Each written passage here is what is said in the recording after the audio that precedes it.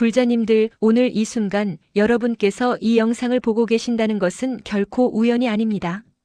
부처님께서 말씀하셨습니다. 만법은 인연으로 생기고 인연으로 사라진다고 하셨습니다. 지금 이 순간 여러분의 삶에 좋은 운이 열리려 하고 있습니다. 오랜 세월 쌓아온 선업의 씨앗이 꽃을 피우려는 순간입니다. 혹시 최근 들어 마음이 전보다 편안해지셨습니까? 작은 것에도 감사한 마음이 절로 우러나오지 않으십니까?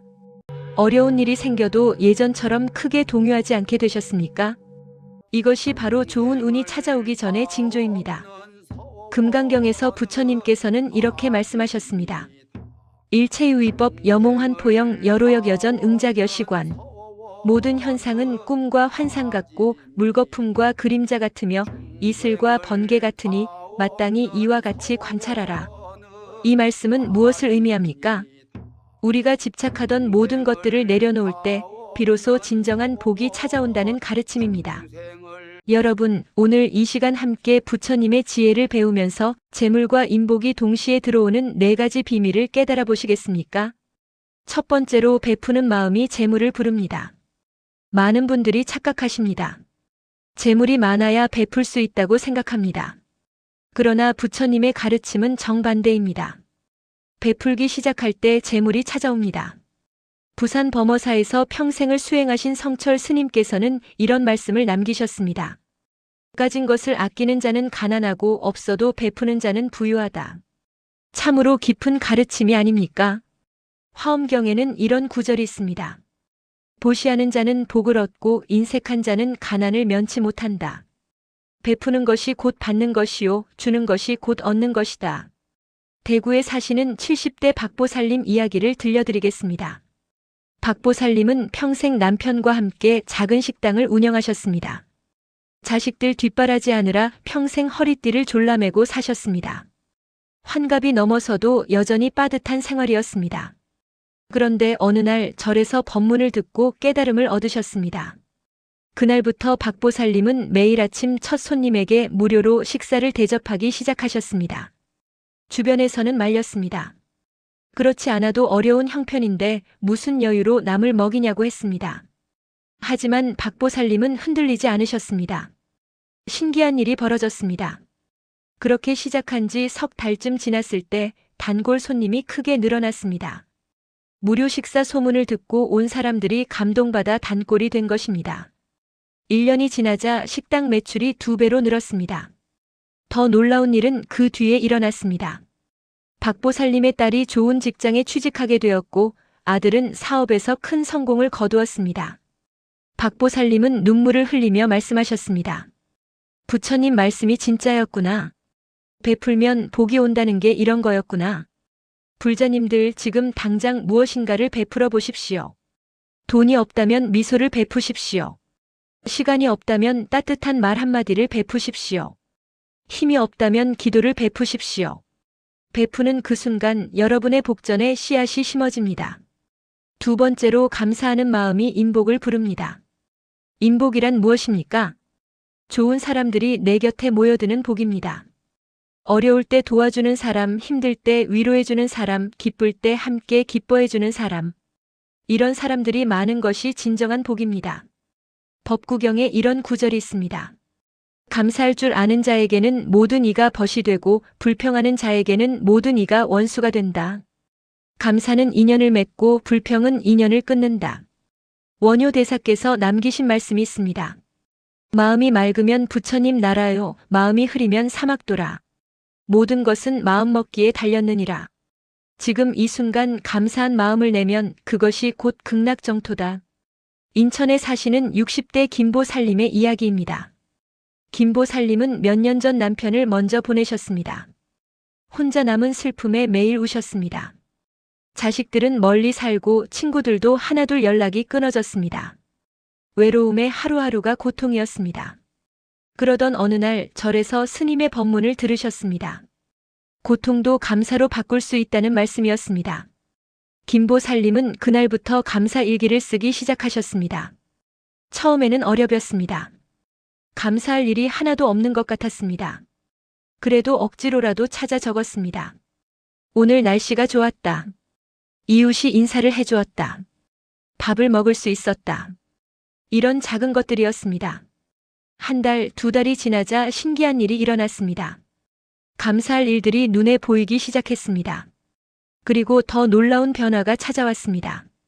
김보살림 주변에 사람들이 모이기 시작한 것입니다.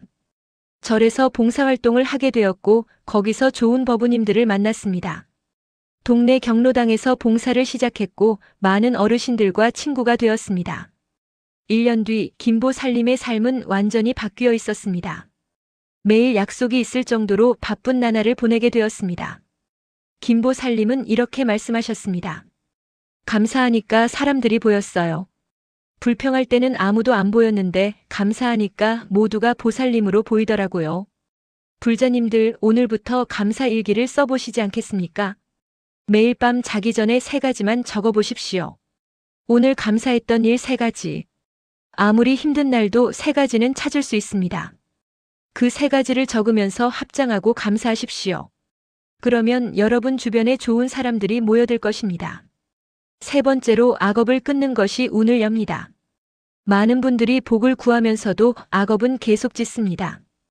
이것은 마치 한 손으로 물을 담으면서 다른 손으로 구멍을 뚫는 것과 같습니다. 아무리 공덕을 쌓아도 악업을 끊지 않으면 복은 새어나갑니다.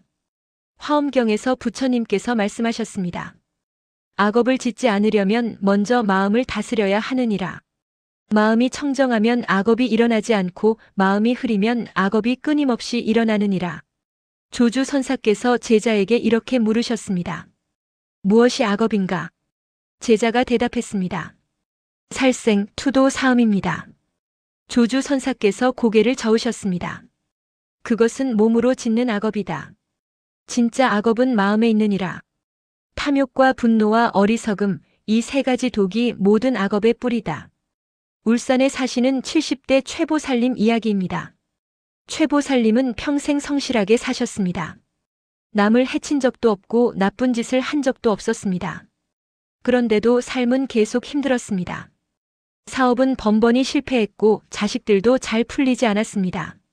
최보살님은 원망스러웠습니다. 나는 착하게 살았는데 왜 이렇게 힘든가?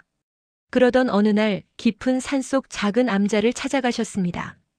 거기서 한 노스님을 만났습니다. 최보살님이 자신의 억울함을 토로했습니다. 노스님은 조용히 물으셨습니다. 보살님, 남을 해친 적은 없어도 남을 원망한 적은 많지 않으셨습니까? 나쁜 짓은 안 했어도 부러운 마음, 시기하는 마음은 가지지 않으셨습니까? 최보살님은 그제야 깨달았습니다. 자신이 평생 마음속에 얼마나 많은 독을 품고 살았는지를. 사업이 잘 되는 사람을 보면 시기했습니다. 자식이 잘 된 사람을 보면 질투했습니다. 겉으로는 축하하면서 속으로는 불편해했습니다. 최보살님은 그날부터 참회 기도를 시작하셨습니다. 매일 새벽 4시에 일어나 108배를 하셨습니다.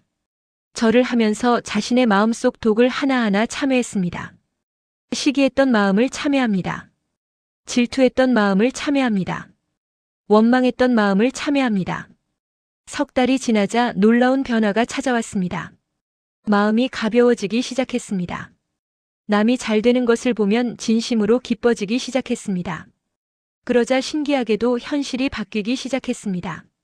막혔던 일들이 풀리기 시작했고 오랜 빚도 갚을 수 있게 되었습니다. 자식들도 하나둘 자리를 잡아갔습니다. 최보살님은 깨달았습니다. 내가 겪는 불행은 남이 준 것이 아니라 내 마음이 만든 것이었구나. 불자님들 지금 이 순간 자신의 마음을 들여다보십시오. 혹시 누군가를 원망하고 있지 않습니까? 누군가를 시기하고 있지 않습니까? 그 마음이 여러분의 복을 막고 있습니다. 오늘 밤부터 108배를 시작하십시오. 힘드시면 33배라도 좋습니다. 절을 하면서 자신의 악업을 참회하십시오. 그러면 막혔던 운이 열리기 시작할 것입니다.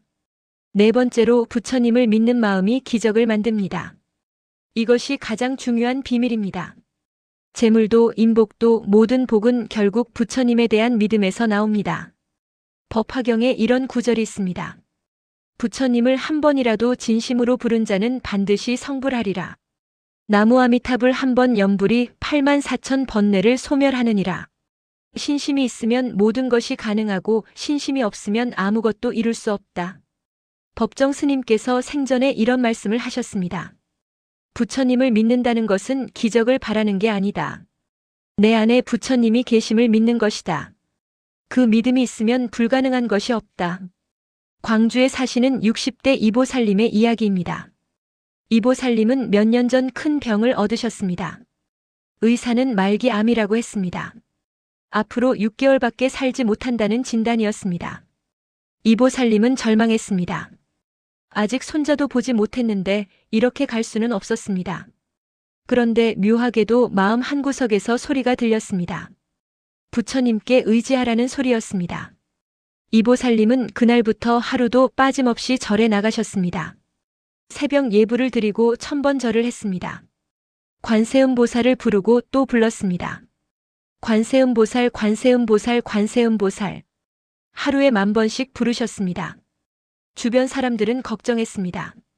몸이 아픈데 무리하지 말라고 했습니다. 하지만 이보살님은 멈추지 않으셨습니다. 기적 같은 일이 일어났습니다.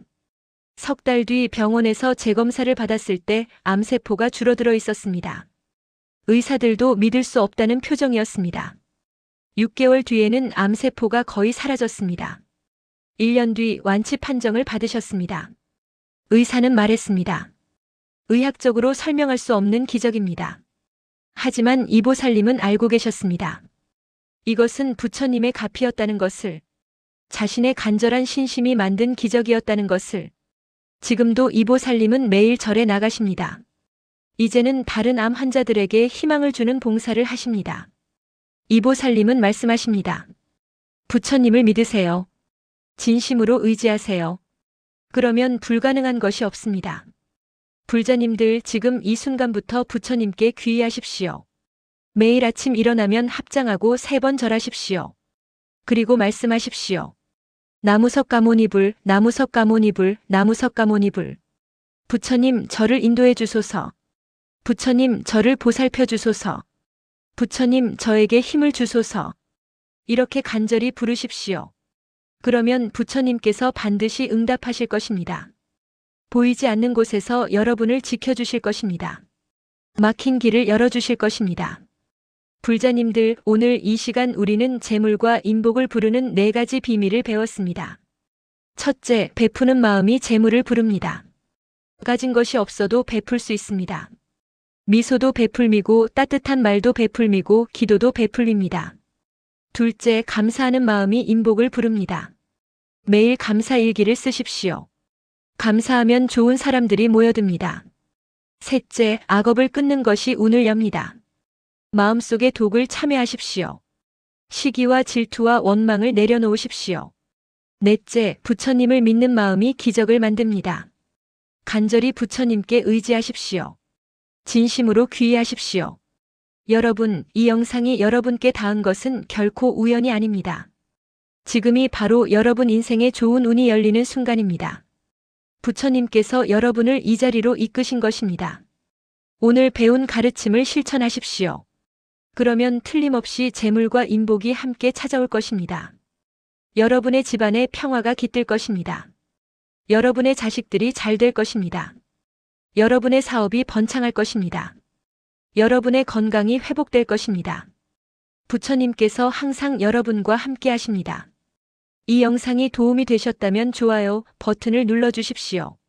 그리고 댓글로 나무아미타불 한번 남겨주십시오. 여러분의 연불 한 번 한 번이 모두 공덕이 됩니다. 여러분의 복전의 씨앗이 됩니다. 구독과 알림 설정도 해주시면 부처님의 지혜를 계속 받아보실 수 있습니다. 오늘 이 공덕을 모든 중생과 함께 나눕니다. 여러분의 가족 모두가 건강하시기를 기원합니다. 여러분의 소원이 모두 이루어지기를 기원합니다.